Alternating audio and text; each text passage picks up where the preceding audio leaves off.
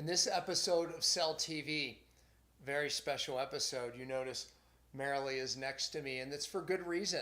It's been 1 year since our son jumped off the cliff, 60-foot cliff, and 50 feet down hit rock. Well, an out cliff. And he should have been dead, and he should have been paralyzed. The miracle was he was neither. However, there was many other miracles that happened along the way.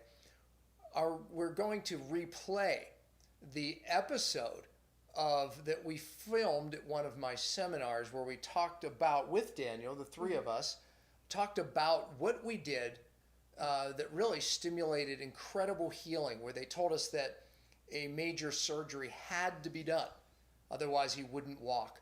Well, we talked about everything that we did to speed that healing up and basically prove the doctors wrong. So that's in this episode, but also just really what this did to us as a family. But if you saw it, it's probably worth rewatching because you're going to see it from a different perspective. But at the end, stay tuned, because we're going to speed you along to what some God has done in the last year. And hopefully it will be, I know it will be a great message for you to hear, inspirational, and one that you're going to want to share. Check it out, and we'll see you at the end. And this isn't my puppy, but I had to show you because it's so cute and I can't stop looking at it.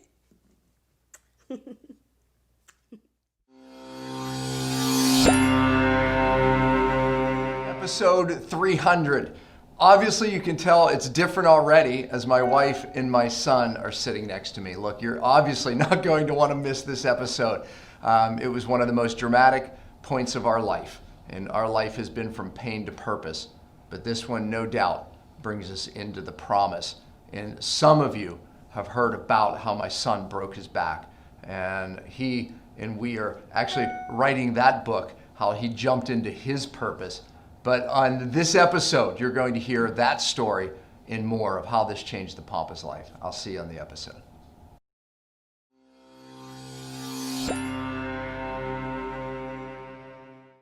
You know, you see the title there, The Day Daniel Jumped. The name of his book is actually The Day I Jumped.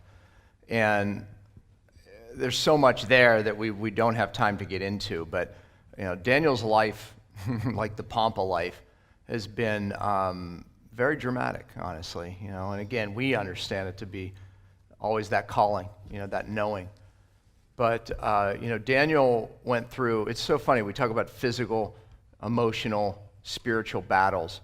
Daniel went through a lot of emotional stuff. You know, when we took the twins on and brought them into our family, he was the oldest and he wasn't, right? And, you know, it creates a lot of disruption in the family dynamic. And you all won't even understand that whole story completely until Marilee and I get that book done. But, you know, it really disrupted Daniel. And God gave Marilee even a promise then. You can tell them what that was. Yeah, so, I mean, as awful as this sounds, my mom begged me not to take the twins. And I told my mom. And there was a reason for that, right, because of the grandmother who ended up, you know, true to form, creating a lot of problems. And my mom knew best, obviously, in terms of the physical expectation or the way it could potentially work out. And I never looked back. A lot of people go through life and they wonder why they are who they are, or maybe they don't, but I always wondered, like, why did God give me this personality? Why am I this way and not that way? And I knew in that moment that I was who I was because of what God was choosing for me to do. And so I had resolve, and I remember saying to Danny when he was still kind of vacillating on, oh my gosh, we're doing this. And I said, yes, we're doing this. And, you know, I don't need swallowed by the whale. Like, if this is what God chose for us, then I don't want to, you know, not follow his and honor him in that. But your only concern was Daniel. And so as we went through this process, I went back and forth with my mom. I finally said to God, because my mom pulled out her last-ditch effort, which was, what about Daniel? And I had never given consideration to what about Daniel. And so in that moment, like I did when Danny was sick and we had no answers, is I stopped and I said, Lord, what about Daniel? And God spoke to my heart for the second time in my life and said, not only will I do great things for Daniel. I will do great things through Daniel. So we have been through, so that was it. Anyway, that was it. That was just done. I was good. And so in every challenge that we've had from that point on with him, I have just reminded God that you put a promise in me. So I've accepted that, and I'm not looking back, and I never did. And so even to this day. One of the things that just, it makes me emotional, because Marilee's gift is faith. And oftentimes her faith destroys us. When I was sick, not only is God going to, heal you, but he's going to take a message through the world, through you. And I'm like, you could have said the worst thing. I can't get myself well. Go away. Telling Daniel, right? How were her words of prophecy in your life? How'd that work out? God's going to do great things for you, right? Yeah. Right? I mean, it created some emotional stress in you, as you tell us. Yeah.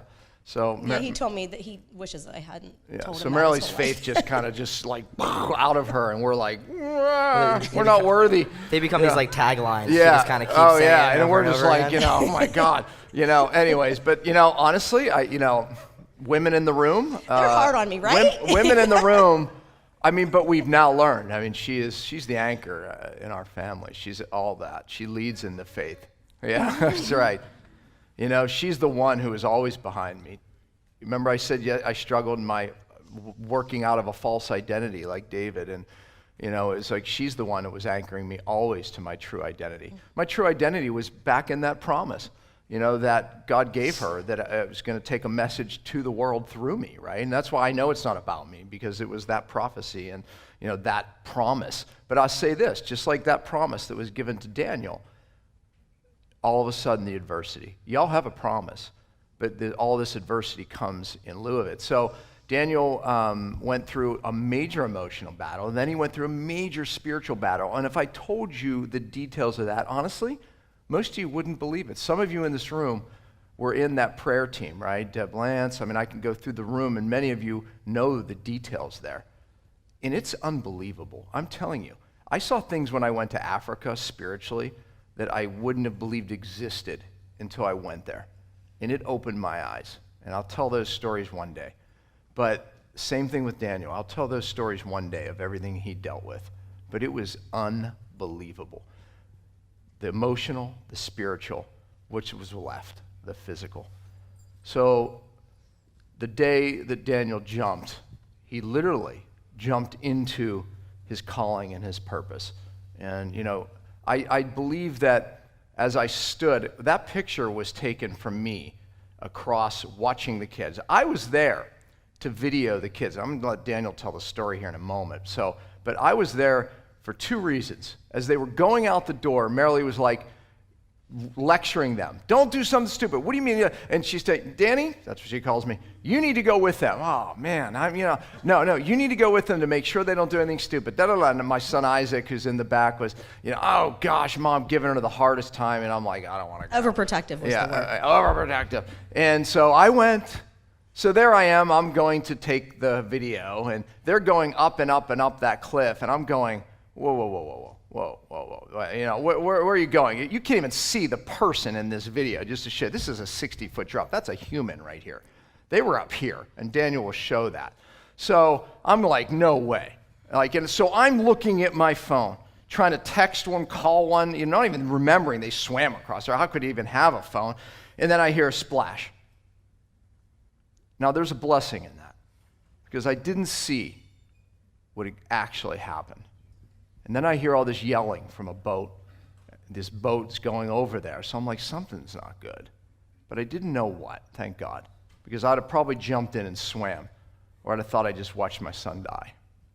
So the boat rescues him, pulls him up, and then a story goes from there. So Daniel, what happened that day? I guess we need to start with the cliff. So we just looking to burn a few hours and go cliff jumping, and we get up to the top, and we're kind of just looking at it and talking to my friend Vlad, or my brother's friend, and said, okay, so can I kind of just jump anywhere, or? You can use this and go over there and kind of show them. All right, let's see here. I'm telling you technology, it's hilarious, but I use these Oop, things all the see? time. Look at Aha! That's the first technology thing that I was able to show my son, ever. All right, here we go. And it will be the last. By the way, the PowerPoints and the fasting, like, yeah, this was him. 4 hours sitting on the couch, Dad, oh my gosh. And I end up just giving him the computer. Anyway, so I'm up there and I'm trying to just ask my friend, okay, can I jump anywhere? Is it good? Because I climbed up from like this side wall up there, and I can't end up coming up. So we didn't actually really scope out the cliff except from when we were looking at it from where he took the picture head on. So like you kind of forget what the cliff looks like. And the whole way up, my feet were getting like torn up by these bristles and briars. Like my feet were already bleeding. There's no way I was going back down there to check out the cliff. I just wanted to get down and I was done. Like I was already annoyed with this cliff. I never wanted to jump it again. From the get-go, like I literally just wanted to jump, leave, go home, and be done. So I'm up there, and it wasn't like huge. Okay, so I wasn't like up there like 60 foot. Like really scared or anything. I was like, okay, like I'm just gonna jump it. Okay, Vlad, where do I jump? Okay, yeah, you want to jump more to the right because if you jump to the left, you're gonna have to clear a lot more. Well, I didn't really understand like how much more. Like you can see there. So if I would have jumped to the left more, I would have came down here and landed here. But this was out a lot further, so I didn't realize like how far to the left or how far to the right. It was more like subjective. So my left and his left were a little different, because I had never jumped it before. So yeah, it just kind of, my friend, I guess he said he was gonna go scope it out, but he was gonna go to the bathroom, but I didn't hear that. And he turned around to go to the bathroom, and I kind of just like took a few steps back and 1, 2, gave it a leap, and came over this bluff, because that's all I could see from here. So from here, all I could see was this. I couldn't see any of this. So I'd come over the bluff, and then right as I come over, I realized, oh crap, I might come up a little bit short. And then Imagine that feeling. Yeah, not a good feeling. I kept saying to Daniel, I'm like, what did you feel like? What were you thinking? Because I just couldn't imagine. I was caught there. So then as I came to like here, it was like, I'm definitely going to come up short. And then here, it was like, I'm going to die. And then as I got to here, is like, okay, got to just brace for impact. And I remember thinking also in this moment in the air, just got to make it to the water. Like I just knew if I made it to the water somehow, I'd be all right. And I hit here, right there. Yeah, right here. Right, there's an out cliff. You can't see it great there, but it sticks out. That's where I hit, right? So the guys that rescued him, because I'm like, what happened? And they said, look up there. You can see the blood on that little out cliff. That's where he hit. Yeah. I'm like, you mean he hit, like brushed off? Oh no, he hit, stopped him, and he just fell in the water. So 50 feet, you're almost at terminal velocity. The doctors in the hospital were like, you might as well jumped out of an airplane. You basically survived an airplane jump because of how fast you were going at that point and how hard you hit. Ugh. And everyone said the same thing. He should have been dead. He definitely should have been paralyzed, but obviously he was neither. So Yeah, the first miracle was done right there. Definitely. I landed first on my feet, like this, kind of like back a little bit on my heels, and I broke this heel, and my feet flew out from under me, and then I went to put my hand down like this. Broke his arm there. And then I broke my forearm there. But I think those two things that hit first and then hitting my butt like saved me completely, or I would have snapped my back in half. Or I didn't even break where I hit on my butt. Wait till you see this picture. You are doctors. You can handle a picture of a butt, and Daniel can handle you seeing his butt. But, but I'm telling you, if any of us hit from 50-foot drop on your ischial tubes, how did they not shatter? Yeah, I don't. It's like the doctors are looking at that. No one could figure it out. Yeah, so I ended up smacking pretty hard, breaking quite a few things. But then I got in the water, and I just remember just treading water, going under, and being like, okay, I made it. Like I'm good. Like I made it to the water. My head was intact, my feet were working, everything was good. I was treading water. I was like, but I remember thinking just, oh, my back. And I remember the first thing I said when I came up out of the water, and I was out of, the wind was knocked out of me. I just said, ow, ow, ow, help, help, help. And that was all I could, as loud as I could, but it was not very loud. And then I was just treading water, and I just remember my back hurt really bad. Like, I couldn't really feel anything else, just my back was in so much pain. And that's when the boat came around. They said, "Can you swim to the boat?" And they said, "Are you okay?" And I said, I covered it even. they said, "Are you okay?" I said, "Yeah." They're like, "Can you swim to the boat?" "No." And then at that point, You started sinking. I literally actually. started sinking there. And then when I started to sink, I kind of realized that I was in worse shape than I originally thought. The guy jumps in as I'm sinking, and he gets me. Praise God, that could have been the end there too. And he pulls me up on the boat, and Then they came to me. And they At came that behind point, me. you know, I didn't know how bad things were, right? Those guys on the boat were like yelling at the other kids on the top, right? So I think it's, you know, something that bad couldn't happen. They would not be angry. They'd be more upset and or concern in their voice. What I didn't know is they were drunk. So, yeah, didn't matter, although Daniel got really mad at the one guy because he was drunk. But anyway, long story. He really they ended bothered up- me there. He was yeah, like, it you know. He kept trying to talk to Daniel, and Daniel... He told him the similar thing happened to him. Yeah, and Daniel was just like... I did the same thing last year. He was And I'm on... like, Yeah, he was absolutely "Could you annoying. please I'm be going quiet?" like this to the guy, like... because I'm sitting there like literally giving it all my concentration, just like keep it together, laying there on the boat. He was laying just like that. And I on was the just back. thinking the whole time, if I'm just gonna get the morphine, in 15 minutes I'll have morphine, in 15 minutes I'll have morphine, I'll be good. As soon as I get to the morphine, I'll be good. And this guy is just bantering Yeah. everybody. So when they came to me, I still didn't know how bad it was, right? And the first thing I said is the obvious: "Can you move your feet?" And he didn't answer me; he just did it. And then I got on the boat and I said, "Where does it hurt?" And he went like this, and "Your back." Mm-hmm. So I could tell there was major pain. And when I put my hand under, he just went, "Whoa," and I knew. I said, "Daniel, you have compression fracture." And, you know, and I just gave him the good news. You know, there's healed, da-da-da. I didn't know how bad it was. Well, obviously, when we got to the hospital, they were like, "You have 2 floating vertebrae. This is as bad as it gets. 2 chance fractures, fractured anterior, you know, medial and posterior. You know, you should be paralyzed." So right away, it was like, okay, we're going to get surgery in 2 days. And then we'll catch up to that story here in a moment. But, and all I asked was, you know, Daniel was like, "No surgery, no surgery. I don't want metal in my back." You know, and he's 21. So they were like, you know, "Well, you know, it is your choice, but you need surgery, blah, blah, blah." I said, "Just give me 24 hours to research this." And so Daniel doesn't make an emotional decision. I want him to make a really logical decision. So they said, okay. So that's where we were at this point. Okay, Marilyn? And you had, I mean, I think it's very noteworthy that you had prayed. Oh, yeah. So I don't even know. It's oddest things, right? So I said I was on my phone. And when I sensed that, you know, they were going to jump from there, like, you know, most often, even if they did, they would be okay. I started praying. But I prayed for something I typically don't pray. I prayed for angels to be around them. And I don't do that. It was the oddest thing. I know the first miracle happened in the air, and I know that there was angels that like directed him in the exact possible way that he had to hit for him not to be dead. That's all I can tell you. That was the first miracle right there. Why would I even pray that? I didn't think they were going to, like, I never thought that would happen. I was just trying to she sent me there to do the right thing. I failed. That was another story I won't even tell, but honestly, Marilee, with our other son, Isaac, and I will say this, our son, Isaac, who's right in the middle there, when he was 14, hit a tree skiing on ski team, and he was life-flighted off the ski slope.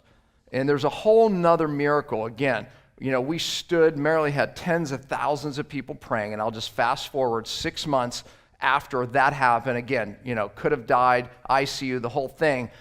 And his spleen was shattered in a grade 5, pieces everywhere. They don't even remove it because it's just gone. And we get the scan done in 6 months, and the doctor comes out with a look on his face, and I go, "Is everything okay?" He says, "Yeah, he has a spleen." And I said, "Is it functioning fully?" I said, basically, "Is it the right scan?" Checked it 3 times. And I said, "How did that happen?" He goes, "I have no idea." And Marilee said, "We had tens of thousands of people praying." So we kind of went into this with that faith. So we had a lot greater faith with Daniel. Because I'm like, okay, you know, God did that for Isaac. made something out of nothing. He's going to do the same with Daniel. We were standing hard, and I spoke that on Facebook. So anyways, go ahead. So that day brought us. Yeah, so, we'll tell you the other story about how he called me and what he said. Oh, yeah, I said I wouldn't even tell that story because when on the boat, I have to say it now. It's a little funny. I was literally on the boat with him, and we're going because the 911, they said basically we have to meet us over here, right? So we're going across this lake, and all I'm thinking about is how to present this to her. Because with Isaac, she got an ulcer. She took it hard physically. And I'm like, oh my God, I can't, this is terrible. And I failed her, right? I'm there to protect. He was supposed to go take pictures and just make sure that they were following other people and going from a place they were supposed to. Fail, okay? Fail. Anyway, one picture. So I'm thinking, number one, I'm going to get an earful. Number two, I'm going to put her in this. She gets like shaky. I mean, she visibly just starts shaking. Have to poop. Yeah. Like, so yeah, and happens. she runs into, she has to poop. Every time I get stressed, I go straight to the bathroom and poop. So I'm thinking, how am I going to frame this? How am I going to frame this? And this is the truth. So I have it crafted on the phone with her, and it goes like this. Yeah, so Daniel has some scrapes and wounds, but he'll be all right, right? His heel. But on his heel and his leg. So I'm going to take him to the hospital, and we're going to get some X-rays. What? Well, I just want to make sure nothing's too bad. Da, da, da. Take him to Harry, our friend Harry Allison. He'll X-ray him. I'm like, no, and she wouldn't give up on this take him to Harry thing. Finally, I was like, well, I want to take him, and I said the stupidest thing.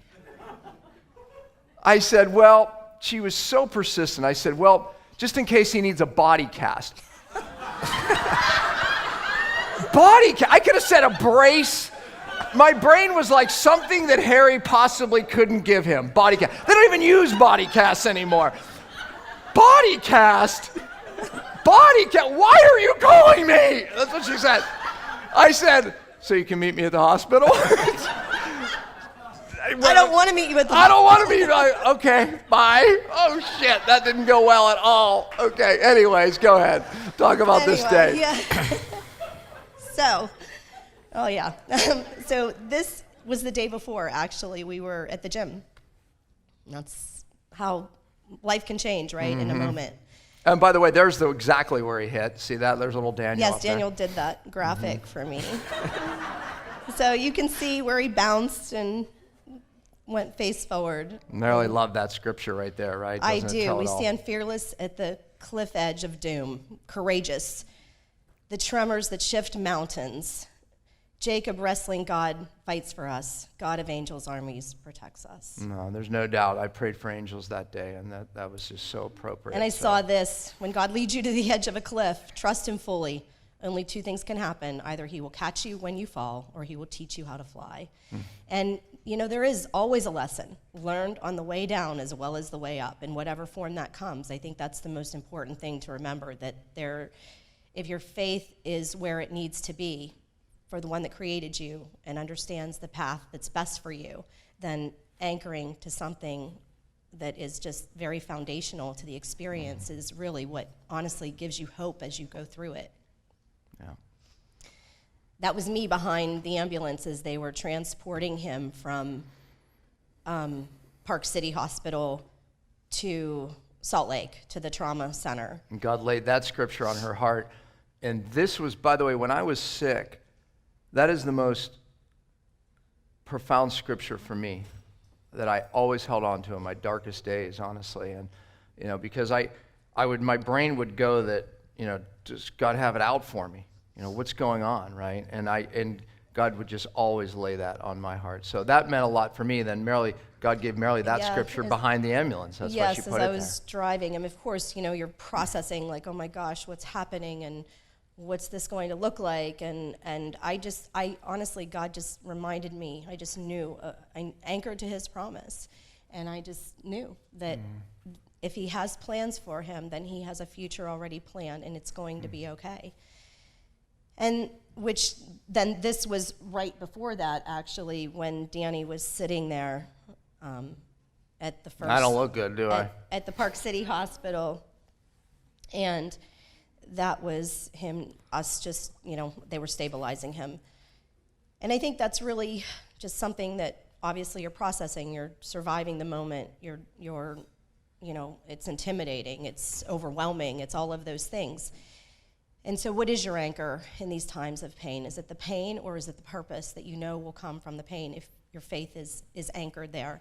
And for us, it is in the pain and the purpose and the promise that is produced from it all. I mean, I think that's the thing that you know, there is definitely I believe, and there's just an experience to be had that you might not want to take, but when you get through it, you realize how amazing it was for only what you could experience in such difficulty. You know, someone said, don't take out the pain. People relate to the pain. And the woman had said that to us in the audience. You're 100% so right? You can't take out the pain because it's what gives us hope ultimately. However, we have to focus our consciousness, you know, on the purpose and the promise God has for us, right? Because I think if we focus on the next pain that's going to come, then we could, in fact, bring more of it. And I think that's the shift we have to make as a family. We'll never get rid of the pain part of the message in the sense that we can't forget about where it comes from, but our focus has to be more, all of us. And I think something on the worth, purpose. you know, reminding all of you, I know I need to remind myself of it, is that we really feel overwhelmed in that. And you know, we can't, however we've been raised, whatever experiences we've had, whatever lies we've believed, whatever things have become attached to our identity, is something that we really do need to work at. You can't just do all these other things and neglect your emotional being, because the emotional being is tied to the spiritual being. And if they're, I mean, for years, I knew I wasn't functioning as the best version of myself. I mean, I literally spent 10 years in survival when we got the kids. I never looked back. I never told them I wish I hadn't taken them or anything like that. But I just I wasn't able to be all that I knew God created me to be. And there were many days when I'm like, I could have handled that better. Or, you know, I wish I hadn't been so hard on a situation that really wasn't significant. It was just a matter of me wanting to control an outcome. And it might have just had to do with a clean kitchen. Like, it was the dumbest stuff that ended up just wrecking me. And so when... Wrecking her, but building her up. So when when we finally got to Park City after just, you know, other challenges on top of those challenges, and not to mention his sickness, because when he was sick, obviously my emotional needs had like no place, and that was totally fine. And, you know, I couldn't, it was what it was. But I realized there were things that were accumulating and experiences that were just, I was not able to even identify with my true self. And because of how I've been raised, I took a set of expectations into my life and into my relationships. And so when we got to Park City, I knew it was time to just start digging through some junk. And as I started, I've been through, you know, 3 or 4 different types of counseling, and everyone had value. But I'm so grateful that I've pursued that, because I'm finally getting to that place where I feel like not only am I okay and have forgiven myself for the, you know, who I am or what I'm not or whatever, you know, we all do go through these things, but I'm also able to now have, they always say that if you don't, how can you love fully, or how can you give grace, or how can you look at others with a heart of forgiveness or acceptance, or, you know, just not letting their way attach to what you think they should believe or be or whatever, but how can you understand that if you don't have that within you to pour out of you? And, you know, so my bucket of baggage had to empty. But again, these adversities in our life brought us, because I said it in the beginning of this seminar, the key to success and happiness is functioning in the true identity, how God made us. Every one of us get away from that. All of us through our life work to be closer to that true identity. And I always say it's like a scale. You know, if we had a meter to hook up, you know, you could look at someone's happiness and success. You know, and when I say success, I mean 12 pillars of success, right? You know, relationships, family, you know, health. I mean, that is it. You know, but you can look at that meter, 80%, 85%. The more you're functioning your identity, the greater of a reflection in And success. I'm- And the adversities bring us there, or not, Absolutely. or they break us. You always say, Yep. it's a choice. Yes, it's a choice. We can either become better or we can become bitter, and it is a choice. And I just have to pause for a moment and say how blessed I am that God gave me him, because he is where my confidence in what God is doing through our family and through the challenges and all the things that we've both been through, it begins and ends. I mean, our relationship is the foundation. A cord of 3 strands cannot be broken. That was on our marriage program, and it has been a theme of our life.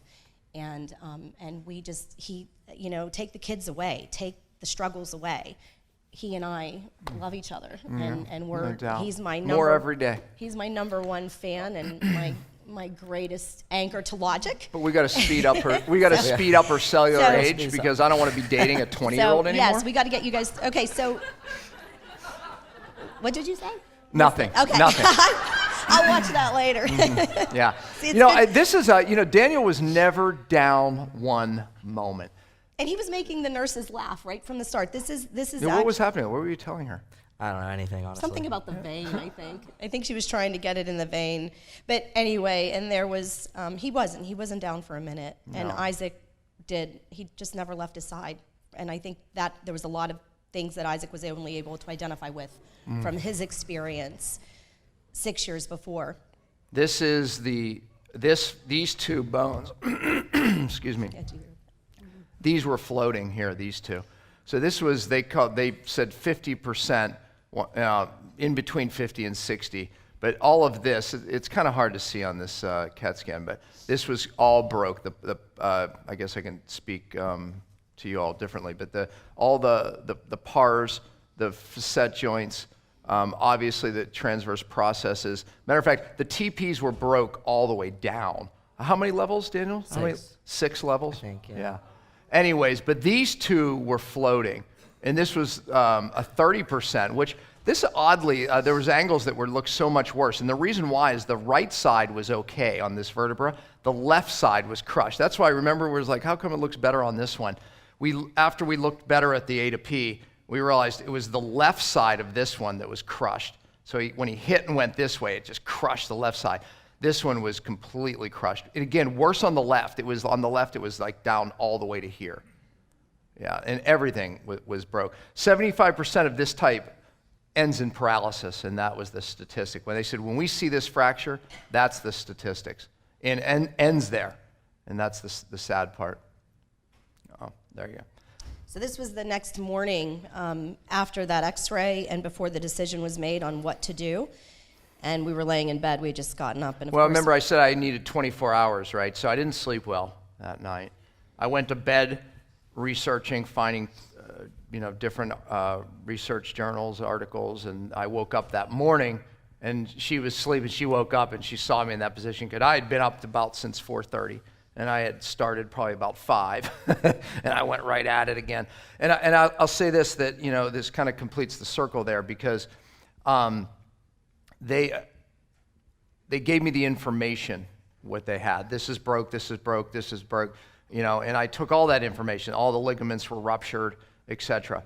And then I found a study that was a really conservative study saying basically too many of these surgeries are done, but here's when the outcomes are actually better with the surgery and without. So this was a good one. It took me a while to find it, and probably through prayer. But the fact is after reading it, I said to Daniel, I think we need to get the surgery. Because the outcomes with what you have were better. And they were looking a pretty good long term. And I said, but we can do it from the posterior and remove the metal. Because I know that the metal in the body causes autoimmune.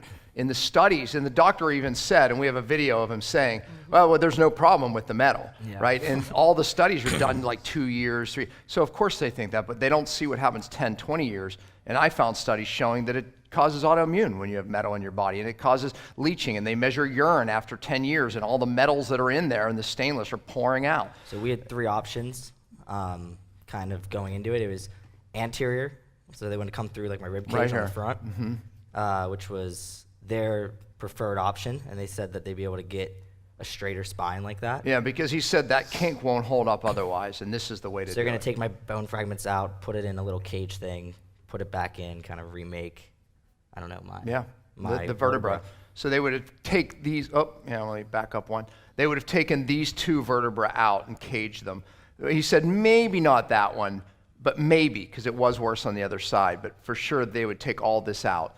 So then they would fuse it like this. Now, we wanted to come in from the posterior, because the posterior you can at least after a year or 2 take out the hardware. Yeah, But he said, don't even bother with the posterior. And he said, it's too severe. He said, we have to go in from the And anterior they if we're wanted to going put to in do two it. 12-inch rods.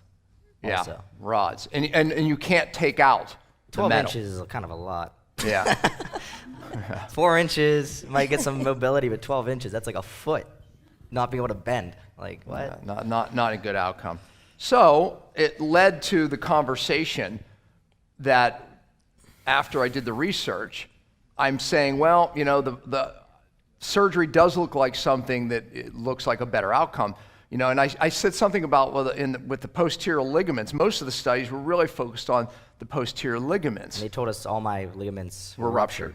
And he said, this surgeon said, oh, well, we don't know that for sure. It's just when we see this injury, they're always ruptured. And we said, Daniel said from the bed. Yeah, so going into this conversation, I was with the doctor, and I had my dad on speakerphone, and we were pretty much, my dad said that the best option with all your ligaments being ruptured and everything, that you should get the surgery. And I said, okay, well, that's the best option. That's what we should do. So then the doctor came in. We were talking about it. We were telling him, the doctor, why we decided we were going to move forward with doing the surgery, not on the posterior, but from the back. And by the end of the conversation, we were telling him this, that, and I said, yeah, because, all the ligaments are ruptured. And he pretty much interrupted me and said, oh, well, we don't know that they're all ruptured. And I said, well, shouldn't we know that before we decide we should do surgery? And he said, well, yeah, you could. And I said, well, we should probably Dad, what is that? Dad's like, oh, we should probably do an MRI. The doctor's like, okay. Yeah, that's how it went. Like I could see if you could do an MRI. And I was So like, okay. I said, well, I'm not making a decision until I see that MRI, because I'm not going to do surgery. Yeah, he was hung on that. And by the way, at this point, they said, listen, if you don't do this surgery, it probably won't hold at all, but you'll be in bed for 12 to 15 weeks. And Daniel was like, that's it, I can do that. Oh yeah, Daniel was resolved. He was. Yeah. So anyways, we didn't do the surgery because the MRI came back that his ligaments weren't completely ruptured. And so there were some really stabilizing ligaments. Daniel can squat 500 pounds. So again, I respect the doctors in that. I mean, if they see 1,000 people with these fractures, the surgery works out and gets them out of bed, and it works. So we made the decision not after we got the ligament, because I read the studies, and the ligaments were the key part, that this could actually work out better without having hardware in your spine for your whole life, which ends in horrific problems later. So it came down to like such a small, yeah, like down to the wire that he told us. And he looked at you and said, Daniel, we're going to do an x-ray in 2 or 3 weeks just to see if it's even able to hold. Don't get your hopes up, he told you. And he said that you would be in so much pain, he thought you'd be back sooner. Yeah, it's true. Yeah, and he came in like at 5 days. He's like, I can't, or a week. All He's of like, them well, kept coming in. Yeah, well, you made it a week. I can't believe you made it a week. Thought for sure by now you'd have the surgery. Yeah. I'm like, I'm good. Well, they kept coming in one after another in different ones, because I think there was 4 or 5 surgeons on the team, and trying to convince him of the surgery. And again, that's not a negative to them. This is what they see, and they see the outcomes as being positive, right? But they don't see things the way we see them. But they never convinced him. He never swayed. Yeah, they really wanted me to do the surgery. And they were great. I actually thought they were amazing. Yeah, I did too. So By the way, we're thankful. going to get to the biohacks that we did, right? It's like, but fact is that they would let us bring this stuff into the hospital. Like back in Pittsburgh where we used to live, All they'd the have been biohacking like, devices. No way, I'm dragging biohacking devices. They were just like, what's that do? What's that do? I mean, they just went with it. It was pretty amazing, actually. And that's Danny showing him the cliff that he took a picture of. He had one picture from that assignment. Yeah. I'm like, yeah, that. Daniel's like, yeah, I know it, yeah. One picture, not even a video. Okay, so, of course the meds, man, they just stopped his This was gut. the most brutal part. Compounding this on top of the back injury was like, icing on the cake. The gut was the worst part. It was the His worst. first meal It of just the day stopped. that So he stuck. he had one meal that day before he jumped. It was stuck and it wasn't going anywhere. And it was just, I spent 5 hours a day. Yeah, it was all the Dilaudid and the morphine. Well, I did Dilaudid for the first day or two, and we realized that it was kind of stopping the bowels, so we had to come off Dilaudid for the first day. I think. Yeah. It had messed up everything, and then went straight to Oxy, and and then I had to come way down on my pain meds because my gut stopped. I mean, we would, man, if I heard, if a fart was like, yes, God, gee, because I'm wearing out. I mean, I'm just like, this is what I was doing. We would work my stomach for what? Yeah. Like Hours. My stomach was raw, like red. So, Like Which- him pushing on it. My husband's a fixer. Yeah, yeah. Say no more. Someone had to do it. If he But wasn't doing wh- it, she was doing it. which Well, brought us Isaac actually probably to the first. first biohack. I already taught you this. What was the first thing that animals do when they're injured? Daniel, I didn't even have to tell him. He just said, I'm fasting, and he went into it, fasted about 4.5 days. And there was a reason why we actually started eating, because it was like this cleared, and I could tell that he was ready to eat. His hunger came back. He actually started getting a little hungry. But he was not hungry, and they were trying to force food on him all the time, constantly. They just didn't get it, right? And meanwhile, his stomach's not even moving it, right? I mean, it's like, you're going to put food in that? Does that even make sense? It's no way. His GI system shut down. All the energy was going where? Yeah, the moment you eat, where's it going? Yeah, they don't get that. But anyways, and the fastest way to downregulate inflammation is, in fact, through a fast. So he fasted. But anyways, go ahead, Marilee, on this. I just love that picture ended up at the hospital. That's Daniel and Isaac when they were little. And I just love that Isaac and Daniel are so close. It just warms my heart, because Daniel was hard on Isaac when he was little. So, even that picture, I think I have another one next to it somewhere where he's like. Daniel would take his stuff all the time, It's amazing. And again, prayer. I can honestly say I've done one thing right as a mom. She's done more than that. We have prayed. I mean, that I'm confident in is praying for your kids. Yeah. Protection, just God's provision, His direction, and in it all, and just reminding him of His promises and reminding him that He loves them more than we do. No doubt. It's very helpful as well. There it is, folks. There's some of the boo-boos. Yeah, and by the way, Daniel, how long? This was after a couple weeks. That was after a couple days, I think. Maybe a week after. No, it was a week, yeah. Anyways, look at that. It looked like necrotic tissue. He hit. Of course, that's a bruise. He fractured his heel. He tore his hamstrings. It was so the torn heel's kind off. of interesting, too, because it's like literally an imprint of where I hit a rock. Yeah. Yeah. It was like It sort of rock. was concave in there. Yeah, it was kind of weird. It was like a cookie cutter. Yep. Yeah, I mean, imagine that. And then you can see my hamstrings torn, the bottom right. And I couldn't show you this, but I have to tell you though, his balls were black. Imagine that. Oh my God, you get goosebumps thinking about that. Yeah, Yeah. that hurt. A young lady was out there and said, Daniel, I've seen your ass, There are some things I don't put on Facebook. Not much. I didn't. This is on our way home. Yeah, on 2 our weeks way home. out. Yeah, 2 weeks out. Yep. And at that point, I was pretty much off all pain medication. Yeah, All that oxy. soon. They were stunned. He They got were it. stunned. Daniel did it. I And mean, we he were- did it Yeah. all for himself in terms of that. I mean, he was like, I don't want any more. I don't want any more. I'm like, take it. He was like, no.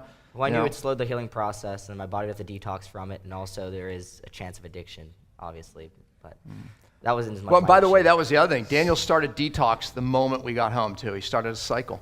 Yeah. Because he was like, I want these meds out of me. I want everything out of me, and, the x-rays, everything. He just started it. I mean, my kids all detox. Yeah, all this stuff, I mean, chemically did take a toll on my body, Yeah. for sure. Like, my face broke out, from all the radiation, getting x-rays, Yeah. and all the meds. Yeah, it took like a month or two to kind of clear.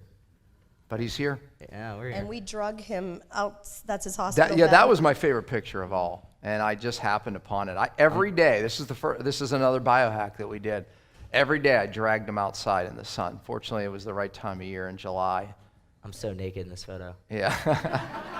I know. I sent it to my dad. I think a few others, and my dad said, "Where's the mailman? Yeah. What about FedEx?" Honestly, I would drag him out, and people would deliver packages. Yeah, and I was just sitting there and he's naked. just like laying out there naked. I would have to be like, Well, my son is, because I wanted those gonna call. wounds, man. I wanted all that to get sun, I don't know. So clothes weren't an option. They just weren't an option. They're optional at our house anyway. I mean, you can't, the sun, I mean, come on, we know. I mean, what was that sun bringing to healing that, right? I mean, that was a basic, man, and I was pulling them out there. I went into nurse mode. You did. I was changing diapers. He That was the other thing. I wouldn't so let, on point and I so wouldn't let stressed. anyone else change him because he had open wounds. And I'm like, infection kills. I'm like, no way. So I was literally the bedpan guy. No one else could touch it. I was like, and then finally I trusted, our little, Sasha to help do that. But it wasn't until I saw the wounds heal to a certain point. So we are firm believers in doing our best and trusting God with the rest. That's just what we do. That's another thing I always say, and it's so true. I don't believe in just praying and expecting. I believe that we have to step up and commit fully and show our resolve. And when we do that, then he shows up and meets us and does what we could never do for ourselves. Yeah, you want your life to change. Whatever you step do, forward. work at it with all your heart as working for the Lord, not for human masters, since you know that you will receive an inheritance from the Lord as a reward. It is the Lord Christ you are serving. And truly, your testimony, your actions in your life are your testimony that draws people to what you're offering. And you are only offering, obviously, what others have suffered to learn and are committed to teaching and sharing. So it's the real deal at every level. There's the descended belly. There's the descended belly. Look at that sucker. Yeah. Anyway, but you know what? I already told you that story, but that was in fact the first biohack right there. We'll get into the biohacks here. Everyone wants to know. That's when he was able to stand, but he also had the Juve beside him when he would lay down. Yeah, this is when he was laying. Yeah. We would put it on him as well. And Juve, they're not here. You'll see.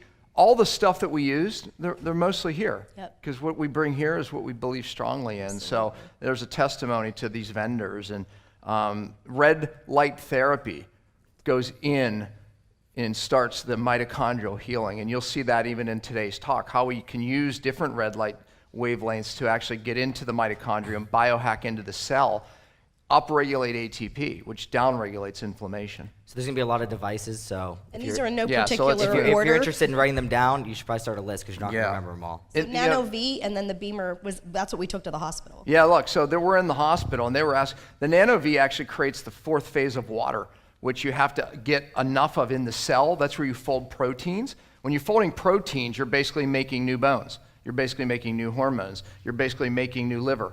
Everything. So when you're injured, that's why athletes use this Nano V to actually recover faster, because your fourth phase of water is where you fold proteins to heal. So we wanted to increase that, especially at this time. We wanted to increase that fourth phase of water. So we do that for like an hour a day. Yeah, and Nano V's not here either. No. They should have been. And the Beamer. Too bad. The did. Beamer is one of my favorites because it increases capillary circulation. It's a pulsed electromagnetic. Well, it's carried on a pulsed electromagnetic frequency. It's not really PEMF like the pulse is, and it does a different thing. It opens up capillaries, and that brings in healing.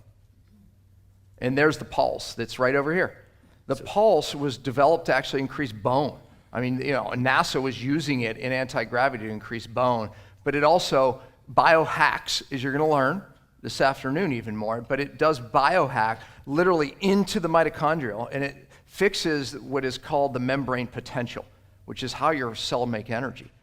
And if you do that, you can downregulate inflammation. I think pulse was one of the most effective things I used. I would do it for like 3.5 hours a day in the beginning. We lay on that every day at home. In fact, I put my cat on it. Like sometimes she's our limp animals or go something, for it. and our animals Especially the often are one drawn cat. to it. Yeah, so They actually have an equine division. HBOT, where's our group? Yeah, right? Yeah. Thank you. Because they donated this to us in the Gentempos, who were part of that. But that's Daniel laying in the HBOT. He was doing it 2-3 hours a night.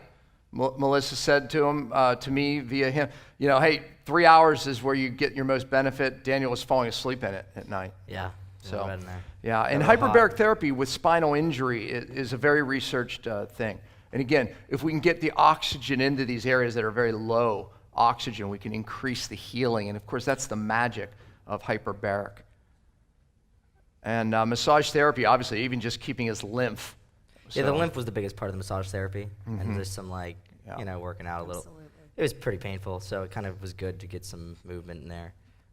But I don't know if it necessarily attributed to lots of healing, but the lymph was important. Yeah, no doubt. His lymph was, you'll see in a minute how blocked it was. But so the ASEA, Sue Brenchley, are you in the room?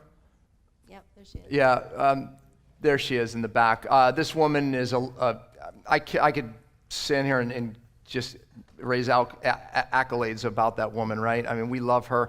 She was donating, Daniel was drinking a bottle of this a day. Why? Because redox is how ultimately the body does everything, heals and communicates. And when you look at the research, and there's a growing amount of research, this is the only product, all my docs, all of us in Platinum use it. I mean, you want to talk about a mitochondrial biohack, a biohack to speed healing. When you're injured or recovering, and this is why professional sport teams use this, you need these redox signals to heal faster, to drive recovery at every aspect. So there's people that heal from crazy things with just drinking ASEA. Yeah, no doubt. I drink 10 ounces a day at least. This Renew, we were just I was rubbing on his injuries in his spine, 3 times a day. And I would get pissed when they would forget to do it.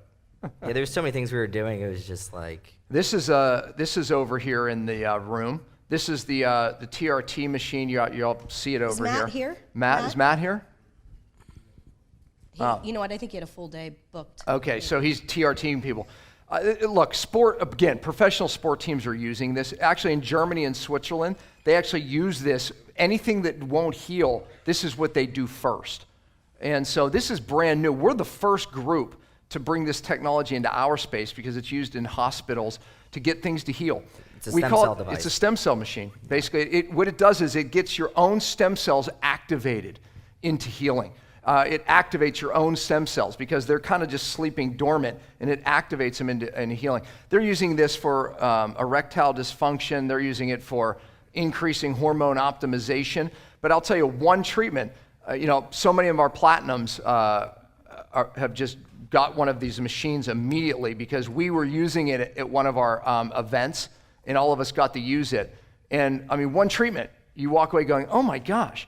And it typically only takes about 5 or 6 treatments to activate the healing into that joint. Yeah, this was one of the most effective things I did as well. Yeah. I mean, I was up, my hamstring was working after being torn after 3 weeks. Yeah, and the calcaneus fractures are devastating, and it healed it. Yeah, it healed those, like my wrists, my ankle, and my hamstring really quickly. You know what's cool about it is when you do it on non-damaged tissue, you feel nothing. All of a sudden it hits that damaged spot and it's like, oh my God. And then after, a while, then you don't feel it anymore. Yeah. That's the really cool. So professional sport teams use it as even prevention. They'll do their pitchers' shoulders or their knees, and they're doing it. And when they hit a hot spot, that's what would have been injured. And of course, they're using it for injury as well. Amazing device. Amazing. So Daniel's first day on his feet was when we had to take him to get an x-ray. That was them doing the x-ray. The hamstring was still torn there. You can see kind of my leg. I couldn't put it down. Yeah. Because it was so it was locked up.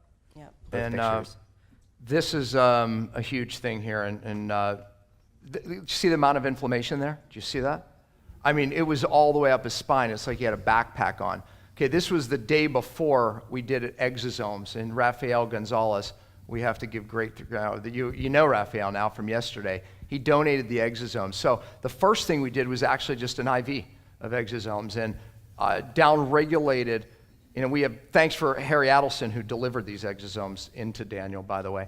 But the next 24 hours later, I mean, not even. It was next morning. You could see his spine. Yeah. I mean, that's how fast it. We were like, Marilee was the one spotted. She's like, oh my gosh, you can see his spine this way. I'm like, oh, that's right. We put in he had the exosomes put in, and then this is Harry Adelson who injected him. Thank you, Harry. He's not here, but we also later injected him. We did stem cells 3 different times. Yeah. We did IV twice. IV twice, and then we did 2.5 cc's twice, and then we did the full every facet, and then we injected the vertebral bodies. Yeah. So we actually injected those crushed vertebral bodies with Daniel's stem cells, and I think there's a picture. Oh, no, it's a video. Never mind. Anyways, and with the exosomes. So we did both down his spine. And these are the best exosomes in the world. And he's still young, so he has his own. So we combined them just to get that effect. And again, this stuff is all put together is why we got the response that we did. Whoops. So go ahead. obviously you're all familiar with Rock Kazakamatsu now. And this day, Patrick Gentempo was speaking at your Platinum Mastermind in Park City, and I was taking Daniel. He wanted to go. And this is when it just hit me, that, he was smiling most of the time, but he was sitting up. He was ready to go. Like, he couldn't wait to get in the car. He couldn't wait to go somewhere and go get back to who he knows himself to be, right? Isn't that what we all want for ourselves? This we watched a few weeks ago, which was definitely affected us. But there are 288,000 people in the United States that are living with spinal cord injury. That is so many people. And by the way, the things they were doing in this film are not the things that we did. Yeah, that's a shame. I really wanted to reach out. All of us, wanted to reach out to these people. So it says Any One of Us is the name of the documentary. Watch it. It'll affect you. Yep. Because this could have been any one of us.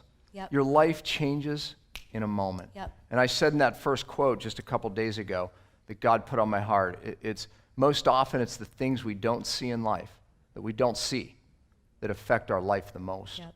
And Daniel didn't see that out cliff down there. And that can work to the positive too. When we're looking at our own identity and functioning in our identity, it's the things we don't see that will have the most dramatic outcome on who God wants you to be. So just look for that. But watch that documentary.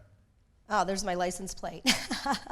I've had that on there for a few years. It's pain to purpose. To purpose. Yep. And now we know it's to promise. So our family's mantra, obviously, has always been, since we started experiencing difficult things, from pain to purpose. It's recently been enhanced, I like to say, after much adversity, to include to promise. And that came when we moved to Park City, to our promised land.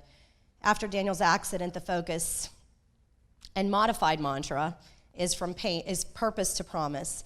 But never forget, and we will never forget, and we will never stop speaking of the fact that the purpose and the hope that comes when you're waiting for the purpose to unfold, that the pain has brought, and obviously it hasn't just brought that for our family and our life, but we feel obligated to share what we learn. I always say our pain is never just for us. Yeah.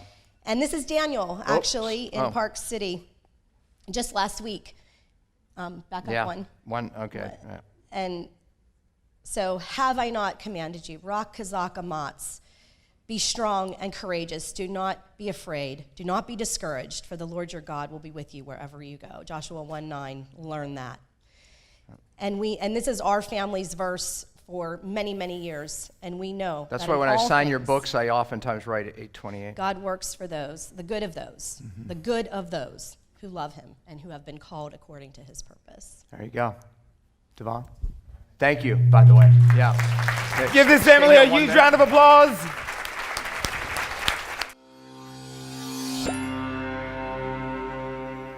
Well, here we are a year later after all that. Imagine that. So you can see miracles were absolutely performed.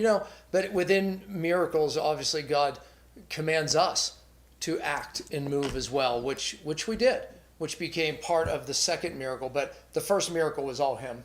Our son should have been dead. Absolutely. And he should have been paralyzed, and he wasn't. So I never let anybody try to give me credit for that or anything that we did, because he should have been dead. But we did, in fact, take quick action.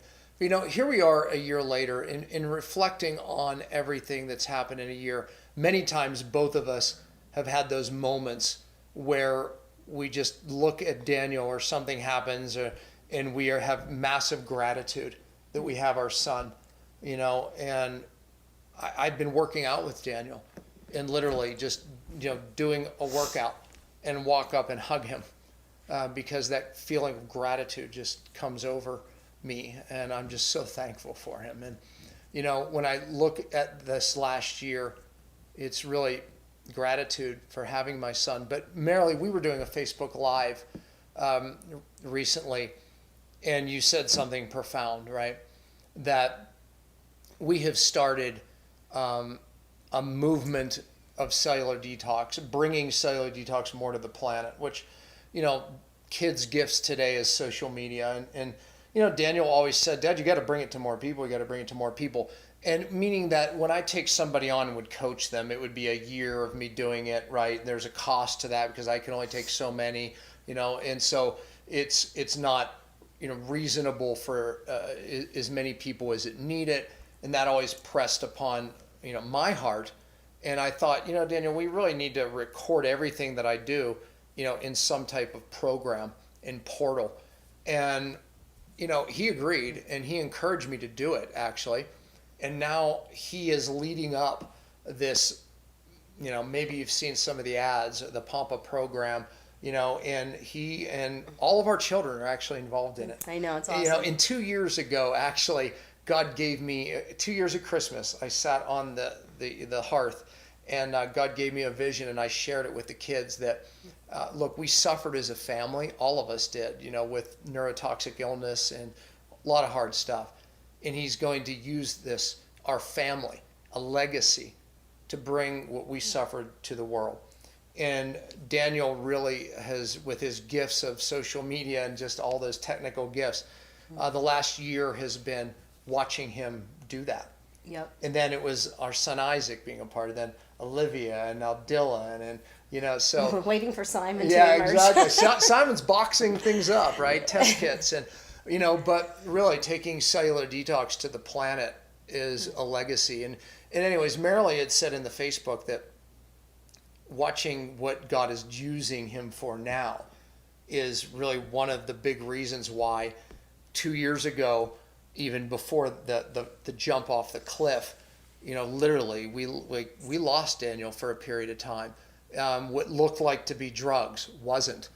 What looked like to be bipolar craziness wasn't. And what ended up to be this massive spiritual battle. By the way, fasting for a purpose, God laid on your heart to fast for Daniel. Yep. Which ended up breaking off all of that. Yep. And which is... And not one fast, just not to... Yeah. not to get you too excited. It took some time. We probably fasted on that one probably 3 different Yep. fasts, but thousands of you Yep. were birthed. So fasting for a purpose on Facebook was created, you know, about that, literally helping Daniel break off that spiritual, and it happened. We've taken, I believe we take seriously believing and knowing that our pain is never just for us. Yeah. That was the message when you were sick, yeah. right? I knew that God was going to, well, he told me. Yeah. That was another thing, that you were going to get well and he was going to take a message, you were going to take a message to the world. Yeah. And he didn't want to hear that, but so similarly, you know. I was like, I can't even get myself well. You're telling me I have to take a message to the world? Are you kidding yeah, me? he interpreted that as a lot of pressure. That is because I didn't, you know, I was in a battle with God because I'm thinking, you know, why isn't he healing me? What's going on? So didn't take that well at all. So, okay, so fasting for a purpose was created that. Before that, God woke you up again and said, Put the full armor on. yeah, we need to put the full armor on. And so we started doing that every time we prayed. And it's something that I can just look at in retrospect and see that is such a big, it is probably, other than fasting, I believe it is equally as important whenever you understand that the battle is spiritual. And if you don't understand that as a believer, eventually you will. Because it's not hard to see that now, especially just in the world that we're living. But it's so amazing when you put your life and your faith and your trust into his capable hands. Yeah. And the peace that brings. And again, it doesn't make it easy, but it definitely Well, the peace gives because confidence you're in giving him. it to him, right? The command biblically is that we put the full armor on every day because the battle's spiritual. When we look at our last year, I can't tell you how many times we reminded God that we took the command, Lord, that you gave us, and we have done this. I can't say every day, but dang, if it's not 5-6 days a week. Every time we pray. Every time we pray. 5-6 days a week. You know, we might, you know, things get going every once in a while, we don't do it. But the fact is that we put the full armor on. I mean, sometimes driving to the airport because we're late and we didn't do it. We're driving to the airport, still putting Usually. the full armor on. I want to brief you on kind of what that is and why it's so powerful, especially today. But, you know, looking back over the last year, I believe it's, you know, that has meant so much, and it means so much more to us, post Daniel's accident. And I mean, just so many challenges. We even reflected on just Isaac yesterday. Yeah. I mean, we were talking about, he was jumping on a trampoline and he fell through in one of those trampoline parks, and there was a post, like a spike actually, sticking up out of the ground at least a foot or so. And he fell on his back through and landed inches away from that. He would have died. And again, we weren't there, and there. I remember thinking, oh my gosh, like Daniel was so upset, and even when we were talking about it, I think it finally hit me why Daniel was so upset, because he was there, he saw the reality of what almost happened, and I don't know, we had been through so much with Isaac too, so I just because he also nearly died, or not died, but was life-flighted, urgent, emergency, miraculous outcome, but very disturbing and challenging time with him. And so I think there's just that thing. Sometimes your brain just has to try to protect certain things, because going back into those triggers, remember, something that triggers you is just so painful. Well, but it's the full armor that has gotten us through all of it, and it does give us a confidence. The battle is in fact spiritual. When you look at the full armor, you stand, it says stand in the gospel of peace. Put on the shoes or the boots of peace every day. And that is the gospel of Christ. And, right now the world's in chaos. And who would have thought, right, a year before, how our life was in chaos, and now the world's in chaos. But it's putting those shoes on every day and standing in the gospel that brings peace. And one of the things that we have chose as a family when all this COVID stuff hit was this is going to be the greatest opportunity for our family. And it has been. We stood on that, and we stood in that peace of the gospel. Putting on the belt of truth. We stand behind the truth of Christ. And, that truth is what protects our families. That truth is really something that we proclaim as a family, and we know protects us. And then the breastplate of righteousness. The enemy wants to come in our vulnerable spots, and he wants us to fall into sin. But we put on the breastplate of righteousness over all of us every day. And again, it's not us trying to be good. It's the breastplate of righteousness through Christ that is really what protects us ultimately. But praying that is the key. And then the helmet of salvation. Our thoughts, if our thoughts are of the world, we're going to lose the battle. But our thoughts need to be of Christ, right? And that is ultimately controls our thoughts, controls our tongue, controls our destiny. And praying that over your children, oh man, because the enemy wants to come in and change the way they think, right? And if we can pray that helmet on them every day, imagine, and ourselves for that matter. In the shield of faith, it is our faith in Christ. It is that protects us, because the enemy is always shooting the arrows, right? And lastly is his word. His word is an offense against the enemy. There's no weapon formed against us that shall prosper. Any tongue that rises up against us, our family, God will condemn. It will not prosper. And that's something that means so much more, to us now, post. Let me just give you, so I encourage you, put on the full armor. But let me just give you an update on Daniel. No pain. Every once in a while, he'll get stiff in that area, and you can kind of see just like a little bow of where the bones healed, pushed it back. The other day, he was kind of hanging upside down, and he heard like a pop. And that's happened twice now in the past few weeks. We have an inversion table that he will hang on. Yeah. And it has moved. Yeah, no, which is amazing. Because it was kind of like we were saying, Daniel, when you're sitting at the computer, we just saw too much of a kyphosis, it's called. And since then, miraculously, you can hardly even notice. It is improving. Yeah. If he lets himself go, you can see that. Yeah. So that's what's left. You can see that, that slight little hump only when he's sitting at a computer. Standing up, you'd never know. He has no pain. Every once in a while, if he's like in that position too long, he'll get stiff. Other than that, no deficits to speak of. We do encourage him to keep motion in there, to do things that will help facilitate that, because we all know that when we get older that youth is on his side right now. Yeah, that's what my thing is, right? It's like, look, everything that we did, and you just watched the whole episode, everything that you did to get healthy, keep doing. And he does, he does. He keeps after it, but he gets busy with the new program. He's in Laguna Beach at our friend and one of your Hack. doctor's offices, and he's doing some good stuff there right now. So he definitely is about it. Yeah. So 1 year later, that's the update on Daniel. And my encouragement is, if we've learned anything, obviously gratitude, right? We take everything for granted, including our children. We never think we're going to lose them.